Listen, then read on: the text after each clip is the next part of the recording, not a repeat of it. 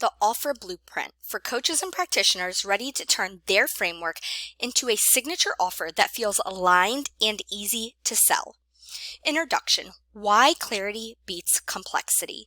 You don't need a dozen offers. You need one clear transformational program that your ideal client instantly understands and desires. When your offer is simple, structured, and built on your framework, everything becomes easier. Your marketing, your conversations, and your confidence. This is the step where your clarity becomes something real, a program, course, or package that bridges the gap between your client's struggle and their success. So this program is the bridge that's going to get them there. Now, I want you to take your time. The more specific you are here, the more natural clients will say yes. So part 1, define the purpose of your offer. Who is this for? Use your ideal client from day 1. What stage are they in? Again, I want you to just type this up. You could go copy paste, but the more again you say it, you write it, you think it, the easier it's going to be for you to talk about it. What specific problem does this offer solve? What transformation or result does it promise? And why is this transformation important to your ideal client's life? How is it going to completely transform their life? Part 2, clarify the structure. Now let's make it tangible. What's the format? For example, is it one-on-one coaching, a group program, a hybrid program, a self-paced course? How long will the program last? 6 weeks? 12 weeks, 6 months. Now, for this, I want you to really think through how long will it take your client to get the transformation you are promising. So, it is easier to sell somebody one time into the program that they need than it is to sell a short program or half of a program or only a piece of a program and then resell them. There's a lot of people that have a lower ticket offer, such as one lab, but often what happens is the person doesn't get the transformation, they lose their trust in you, and they don't upgrade. Or they feel like, well, I've already paid you this much money. Wait, why am I paying you more money? They don't understand that it's only a piece of the puzzle, that it's not the whole puzzle. And so, for the sake of this exercise, I want you to think about the transformation that you're promising and how long this program needs to be and what format do they need this delivered in to be able to truly get the transformation.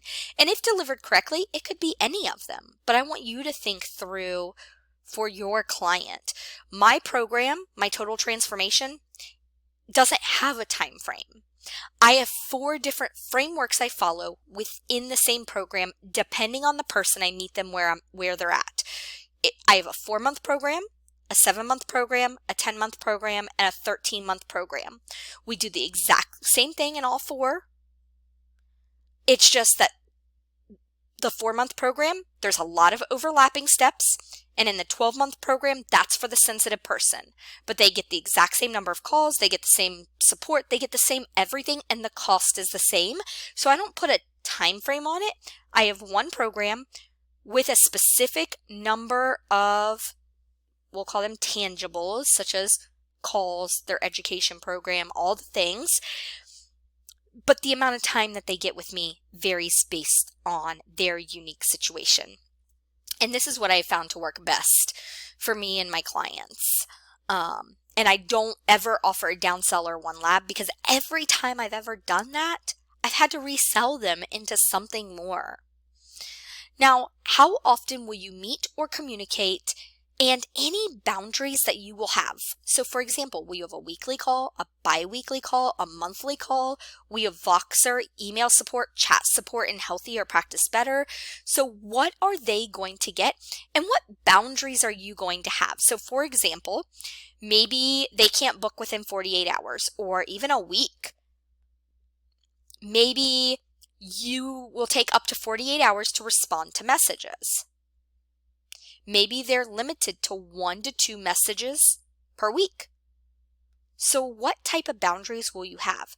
Create them, set them, make it a form, and then when they become a client, have them agree to your boundaries.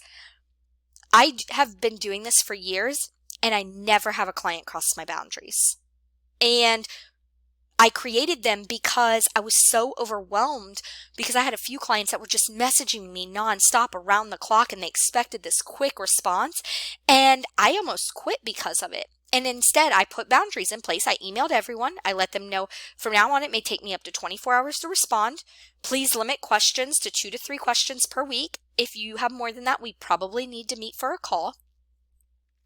And I set these boundaries. And I actually had people message me and said, thank you so much for setting these boundaries, because it wasn't only good for me, it was good for them too. Because it's not good for somebody to constantly be messaging you and constantly be thinking about their problem and constantly questioning every single little step. Like, my clients know I am there for them. I'm going to support them, but I explain up front, we're going to have 1 call per month. We're going to do 2 the first month. But then we're going to have little 15-minute check-in sessions just in case your questions go a little bit deeper than what we can answer back and forth in 2 to 3 chat messages, but we don't quite need a full call. And that's gone great, and most of the time they don't use those 15-minute calls, but they're there if they need them for those deeper questions. And I get almost no messages. I'll get ones like, hey, this is going on, what should I do? Or, hey, this is happening, what should I do? But people are very, very respectful. So boundaries are critical. So think about the boundaries. I also want to talk about weekly calls. I have never seen a purpose or a need in weekly calls. Most of the time, people don't even have time to make the changes before the next week and to have an outcome to be able to discuss the next thing. What I do instead is I give them weekly lessons. Those weekly lessons could be handouts. It can be a video. It can be in any format you want. It could even just be handouts that are in a Google Drive labeled by week 1, 2, 3, 4, 5, how many ever weeks. And then they get access to the whole drive and you tell them to review 1 per week. It can be super simple. You can even have AI help you write it up. 1 for diet, 1 for rest, 1 for relaxation, 1 for movement and walking and the importance of that. Progressive muscle relaxation, whatever you want it to be. But you could even have AI help you write it. But they get that weekly along with a weekly check-in form that I can review. And I do bi-weekly calls the first month and then monthly calls after that with the 15-minute check-ins as needed. And that's been plenty for most people. Now, what tools or methods will you use? So functional lab assessments, blood work, trackers, handouts, mindset coaching, accountability, check-ins. So what are all the tools and methods that you're going to use to help them get to the result? Now, part 3, connect it to your framework. Now bring in your pillars from day 3. For each pillar, describe how it shows up inside your offer. So for example, pillar 1, gut support. Weeks 1 and 2 focus on digestion and nourishment. Pillar 2, hormone balance. Weeks 3 and 4 focus on cycle rhythm and stress resilience. So maybe I would put pillar 1, blood sugar balance, and then I would hit enter. Let me show you. So maybe I'll put blood sugar balance, and then I'll put the perimenopause reset meal template, and then maybe I'll say a CGM and uploading screenshots, weekly check-in forms, monthly data check-ins. So inside my program, they give their average scores for their CGM and their Garmin Vivo Smart monthly, because it takes time to really see those changes. So go ahead and write that out. Then do your position and promise. Every offer needs a clear message. What's it called, what it promises, and why it's different. So what's the name of your offer? Keep it simple, clear, and transformation focused. The Total Transformation Program is a fantastic name. It is still the name of my full lab program. Write your offer promise in one line. So I help who with problems so they can blank through my offer. So whatever your offer name is. What makes this offer unique or different from others in your niche? So for mine, my perimenopause reset, I was using a CGM and a Garmin VivoSmart. And then I was also combining that with functional labs and their education program. What's the investment range or pricing structure you envision? Now this one does require a little bit more thinking, but what I want you to do is I want you to think about how much money do you want to make in a year? And how many clients do you want to take on a month? And then I want you to divide that number. So let's say that for easy math, that you want to make $100,000 a year. Let's say you want to make $100,000 a year. And you only want to take on 2 clients a month. So that's 24 clients. You are going to take $100,000 and you are going to divide it by 24 clients. That's $4,166.66 is what your portion needs to be before any labs or anything that you are paying for. So that is the simple way to do it. Inside the full program, I teach you a few different methods for figuring out your pricing structure. But there are people that charge $8,000 for a lifestyle-only program. So you can price your program at anything you want as long as you can show the transformation the person's going to get and you can say the price confidently. If you can do those 2 things, the sky's the limit. You can price it anywhere you want. I know somebody that has a 6-lab program is $18,000. And it's, I believe it's a 6-month program. So you can absolutely charge anything you want as long as you have the confidence behind it and you can get the person the transformation. If they do the work. Of course, the ball's always in their court.